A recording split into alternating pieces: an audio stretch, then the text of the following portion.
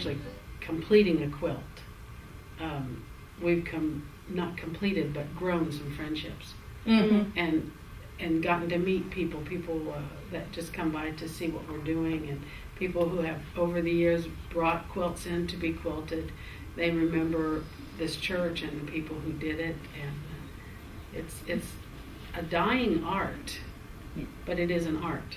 And I think we not necessarily dying, but it's been revived in the past 10 years. The church setting, the quilting bee setting, I think is more. There are a lot. Quilting is very fashionable to a certain degree now, but you see a lot more people exploring the art of machine quilting. Yes, that's what I was going to say. Hand quilting. It's still being done and beautifully, but this is, I think, kind of a unique setting too for that. I'm a new quilter. This group taught me how to quilt, and so that's been exciting in the last 6 years for me to discover this craft. So and it also was great for me to be able to learn more about the community, because the people that taught me how to quilt were part of the community, and so that was a great thing for me. And you do learn a lot about Blue Island when you sit around the quilt. We don't gossip. We're historians. That's it, historians. Very good. Yes. I enjoy watching them do it. And doing it yourself? Yeah, I'm doing it myself. Several weeks ago, there was a program here at our church.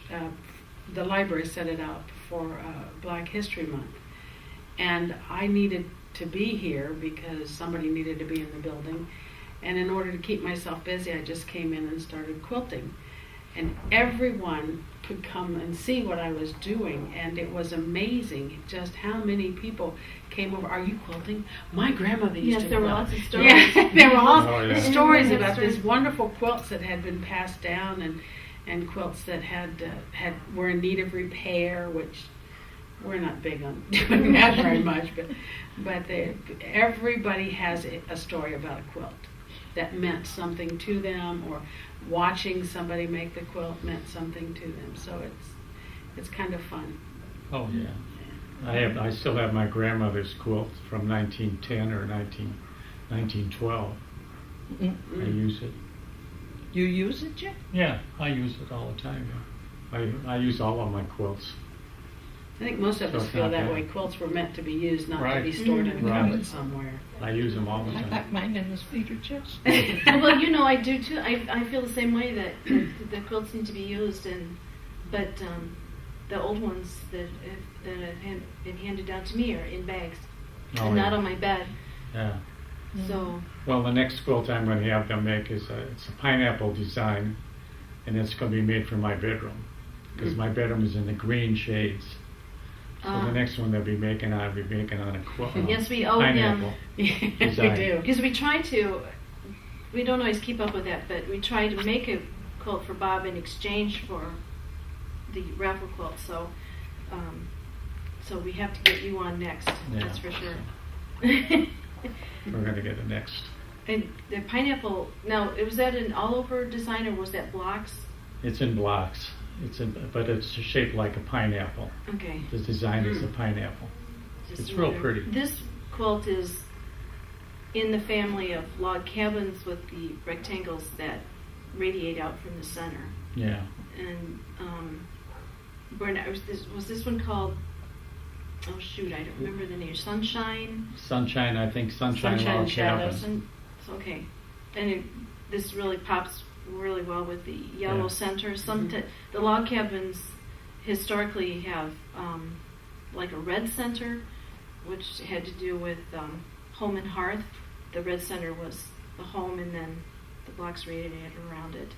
But it's also the family of blocks that's related to the Underground Railroad. They refer to the quilts that would hang out supposedly on the lines. That's a wonderful story, and I sure hope it happened. Not too bad.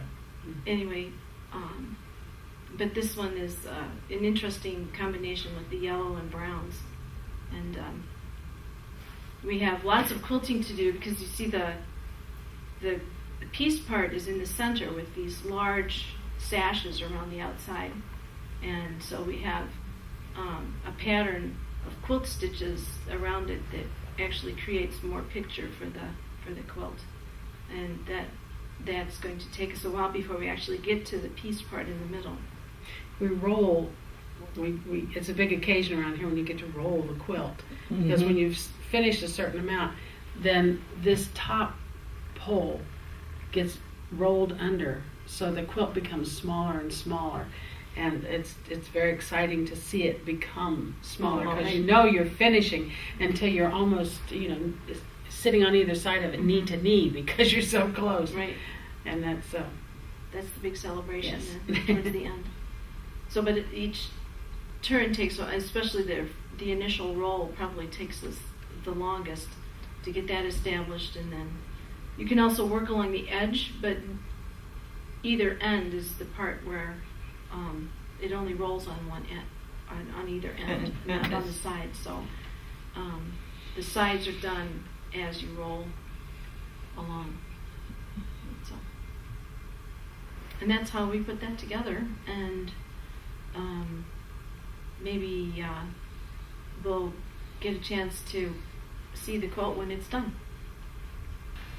I believe that quilting for men and women is an expression of creativity and the gift that God gives us, because we all have this wonderful ability to put the needle and put the thread through the needle and the needle through the fabric to build fellowship and strengthen our love for one another and our faith, and we enjoy doing this for the church.